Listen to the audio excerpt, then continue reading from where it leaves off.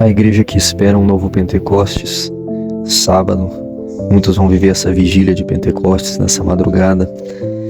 E todo sábado nós sabemos que é consagrada a Santíssima Virgem.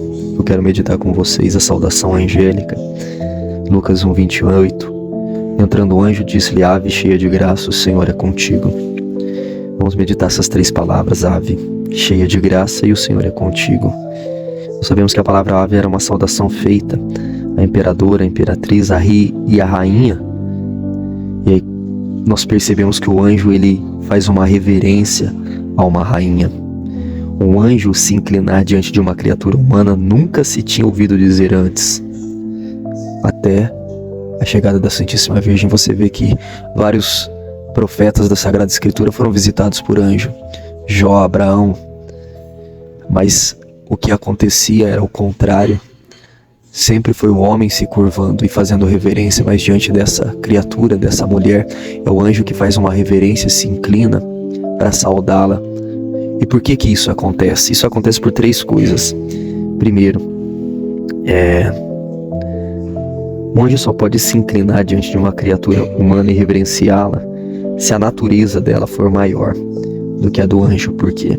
A natureza humana, ela é uma natureza, segundo as Sagradas Escrituras, de pó. Gênesis 18:27. E o que sou pó e cinza falarei com Deus, diz Abraão. E aí nós percebemos que os anjos são seres espirituais. Então quando o anjo se inclina, ele está dizendo que a natureza daquela mulher é uma natureza diferente e mais sublime que a dele. Segundo, a familiaridade com Deus. Quem que é sua família? Aqueles que convivem com você. Então, os anjos, por estar perto de Deus, eles são famílias de Deus. Eles participam da família que convive ali com Deus. Daniel 7:10. Milhares e milhares o serviram. E aí, o anjo se inclinar, ele está dizendo também que aquela mulher, ela está mais próxima de Deus do que ele, que é um ser espiritual. E a terceira coisa, plenitude do esplendor da graça. O que é isso? Toda vez que um anjo pisou aqui na terra, por exemplo, lá na Itália, no Monte Galgano, viu-se muita luz. O anjo de Portugal, os três pastorinhos. Por quê? Porque eles participam da luz divina. Então, quando o anjo ele faz essa reverência, ele está dizendo que o esplendor da graça naquela mulher é maior do que ele, que é um ser espiritual. Segunda palavra, cheia de graça.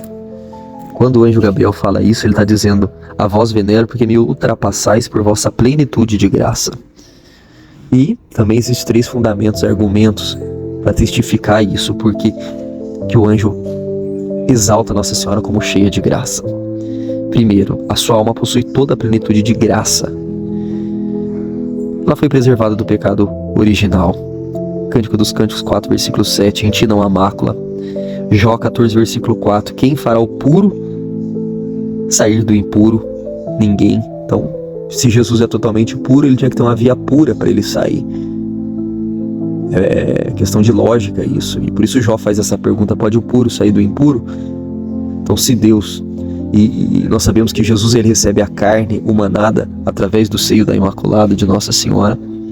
Então, não pode aquele que é todo puro vindo uma forma, vindo uma fonte que é impura. Por isso que o anjo faz essa saudação. E Santo Agostinho trabalha algo que é muito bonito, que ele fala: você poderia chegar diante de todos os santos e fazer uma pergunta: estáis sem pecado? E todos eles responderiam: sim, temos pecado. Mas com a Santíssima Virgem Maria, essa pergunta ela é silenciada: estáis sem pecado? Porque realmente ela se manteve sem pecado. Segundo argumento da cheia de graça, reflexo da graça de sua alma sobre o seu corpo. Lucas 1:35, um filho santo nascerá de ti e será chamado filho de Deus. Então, o reflexo da graça nela foi tão grande que ela gerou Deus, como se uma explosão acontecesse e nascesse uma criatura divina. Vou usar esse termo, né? Não é o correto, criatura divina, porque Jesus Cristo, ele é Deus, de Deus, luz da luz, Deus verdadeiro, de Deus verdadeiro, gerado e não criado, como diz o nosso credo, nosso creio. Então o reflexo da graça de sua alma ultrapassou o seu corpo. gerando ali um Deus. Terceiro argumento, que ela é tão cheia de Deus a ponto de espalhar sua graça sobre todos os homens. Cântico dos Cânticos 4, versículo 4, 1000 escudos, meios de defesa, ela oferece. Eclesiástico 24, 25, em mim se acha toda a graça do caminho da verdade, em mim toda a esperança da vida e da virtude. Eclesiástico 24, ela vai dizer, eu sou a mãe do puro amor. E quando ele fala no versículo 25, né? E os santos padres vê aqui, se referindo a Nossa Senhora, que em mim se acha toda a graça do caminho da verdade, em mim toda a esperança da vida. Nós lembramos de João 14, 6, que ele diz, eu sou o caminho, a verdade e a vida. E para concluir, Provérbios 8, 35, quem me acha encontra a vida e alcança o favor do Senhor.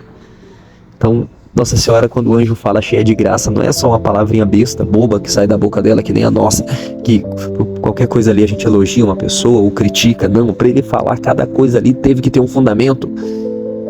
Cada palavra, cada vírgula na Sagrada Escritura existe uma revelação, existe um porquê, existe um como. Nós estamos falando de Bíblia aqui, nós estamos falando de revelação privada, não estamos falando de achismo, é o que está nas Sagradas Escrituras. É um conceito racional que te leva a pensar o porquê que esse anjo fez uma reverência a ela, porquê que ele chamou ela de cheia de graça.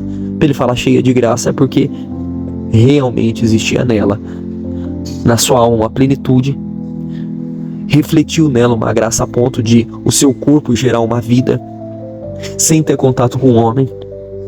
E ela é tão cheia de Deus a ponto de espalhar a sua graça sobre todos os homens. Se o teu anjo da guarda ele é tão poderoso que ele pode destruir o mundo, imagina a Santíssima Virgem que está acima de todos os anjos e santos no céu.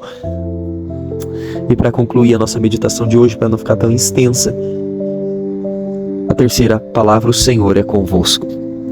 A Virgem ultrapassa os anjos em sua intimidade com o Senhor. O arcanjo Gabriel reconhece essa superioridade quando lhe dirige essas palavras. O Senhor é convosco, isto é, venero-vos e confesso que estáis mais próxima de Deus do que eu mesmo estou. O Senhor está efetivamente convosco. Mas vamos lá, vamos mais a fundo. Deus Pai a chama de filha e está com Maria, pois não se separa do seu filho, e Maria possui esse filho. É o que nós vimos em Lucas 1,35, um filho santo nascerá de ti e será chamado filho de Deus. Então, para o pai, ela é a filha predileta. E assim como o pai está unido com o filho, e o filho está unido com a mãe, você encontra os dois ali.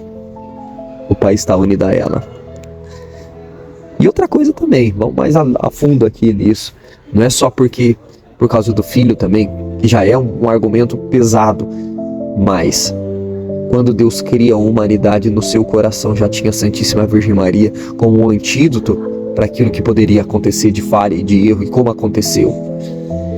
Deus Filho chama ela de mãe, e Deus está com Maria como seu filho.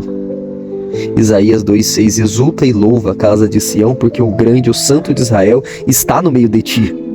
Eclesiástico 24,12, aquele que me criou repousou sobre a minha tenda. Aquele que me criou repousou sobre a minha tenda. Então nós vemos a ligação de Jesus com Nossa Senhora. E ontem a Thaís colocou um filme para as crianças assistir, Marcelino Pão e Vinho. E Marcelino é uma criança órfã, né? De mãe e de pai, que foi criada pelos Frei e tem um contato místico com Jesus na cruz. E o sonho do Marcelino é ter uma mãe. E ele pergunta para Jesus se ele tinha mãe. E ele dizia que sim, né? E que a mãe dele estava junto com a mãe do Marcelino. E que ele amava muito a mãe dele. Então não tem como, meu irmão. Aquilo que Cristo viveu na terra, onde o nosso quarto mandamento é honrar pai e mãe, pode ter certeza que isso continua acontecendo no céu. Ele continua honrando a sua mãe. E Deus Espírito Santo está com ela como esposa, né? Ela é esposa do Espírito Santo. Está em Maria como em seu templo, onde opera. Então nós vemos que Nossa Senhora ela tem uma união com a Santíssima Trindade, com o Pai, com o Filho e com o Espírito Santo. Com o Pai ela é filha predileta, com o Filho ela é mãe, e com o Espírito Santo ela é esposa. E a igreja canta: sois digno trono de toda a Trindade, na liturgia das festas de Nossa Senhora.